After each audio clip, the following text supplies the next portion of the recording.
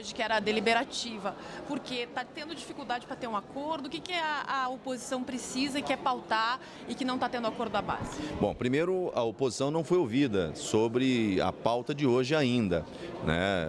A primeira tentativa do presidente da CPI tem sido estabelecer uma linha do que vai à pauta com a própria relatora.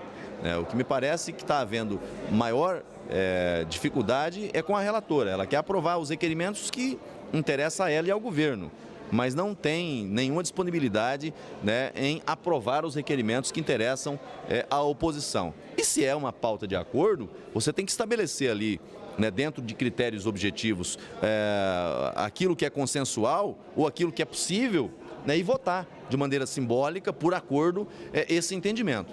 E aquilo que não for fruto de um entendimento, aí você tem que pautar e no tempo próprio, né, fazer a deliberação. Mas eu acho que o esforço nesse momento é chegar a um entendimento. Da parte da oposição, à disposição para dialogar e chegar a esse entendimento.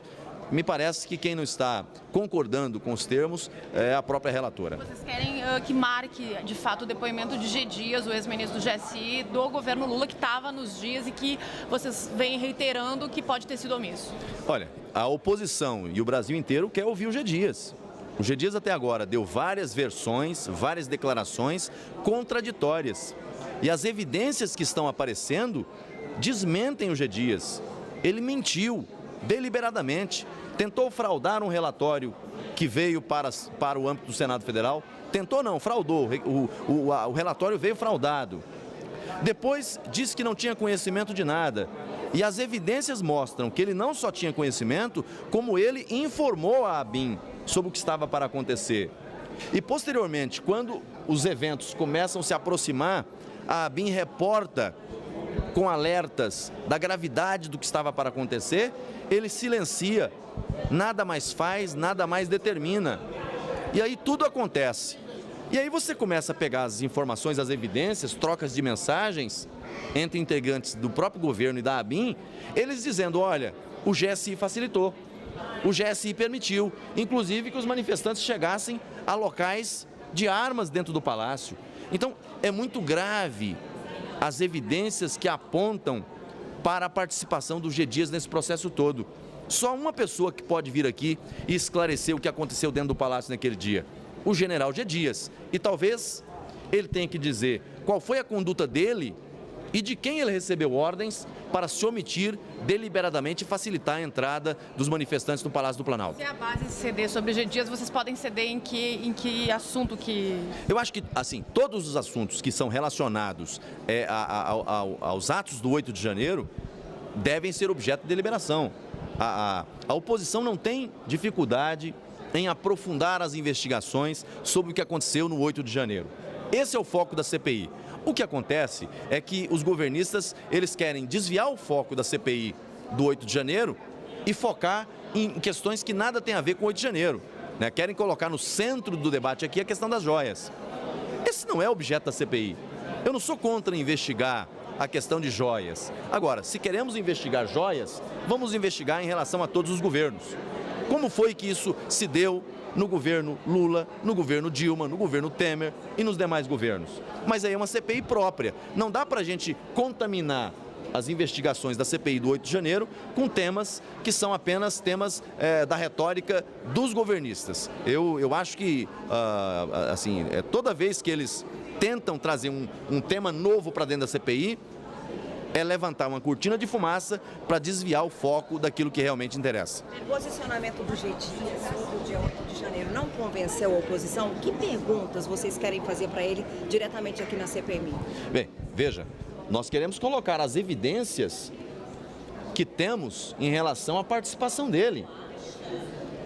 O que ele falou até agora é fruto de uma narrativa que não combina com os fatos. Porque, primeiro, ele disse que não sabia. Primeiro, ele disse que não recebeu informes. E aí as evidências que nós temos na CPI apontam não só que o G. Dias sabia, ele tanto sabia que 2 dias antes ele alerta a ABIN para o que estava por acontecer. E aí a ABIN passa a monitorar, a informar, a indicar a situação preocupante que se avizinhava, e ele simplesmente silencia, se omite, não fala mais nada. Posteriormente, conversas internas apontam que os próprios integrantes da ABIN entenderam que houve facilitação por parte do GSI. Eu pergunto, aonde estavam os guardiões da independência? Aonde estava a força de reserva de segurança do Palácio do Planalto? Aonde estava a Força Nacional de Segurança Pública? Por que ele não startou o Plano Escudo? O Plano Escudo, ele é justamente para proteger o Palácio do Planalto. Você tem ali os níveis de segurança, as barreiras que são montadas. Ele sabia com antecedência.